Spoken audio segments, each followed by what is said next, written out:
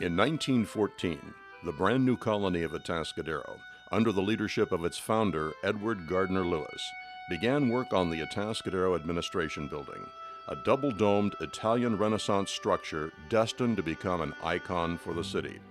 88 years later, that building was seriously damaged during the San Simeon earthquake. This is the story of how we put it back together.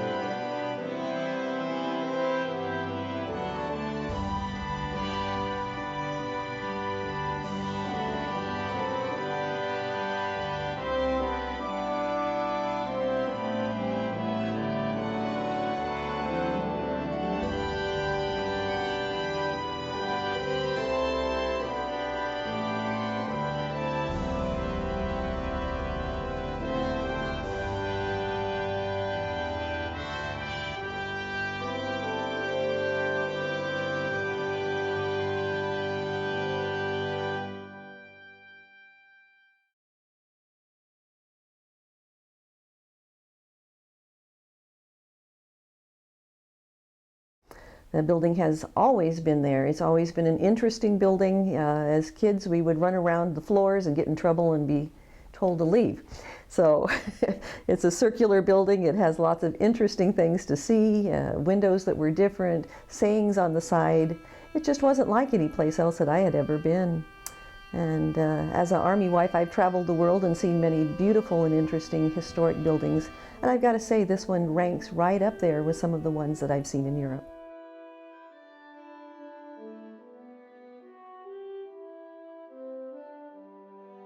After the earthquake, city officials immediately started planning to deal with the damaged building.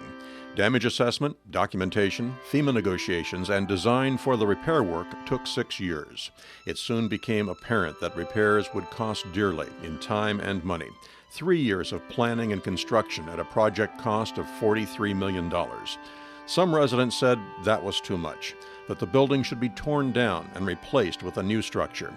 The building's historic status made that impossible.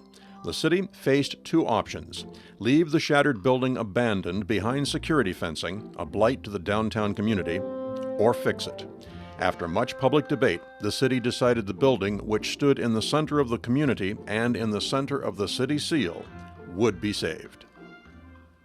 Well, this was the right thing to do. Everything from removing the trees to making the building stable to everything we've done, it's the jewel of our city. It sits right there in the middle of our city, in Sunken Gardens. It's a historic landmark. It will be, not only have we preserved the history that was, but we're going to be making a new history from this point forward. So I'm very glad that we made that decision. I'm very glad that we have this beautiful historical building in the center of our downtown, and we're going to be using it as a city hall. That's going to be a really a great, interesting place to work with all the historical artifacts and all. It'll be a working museum.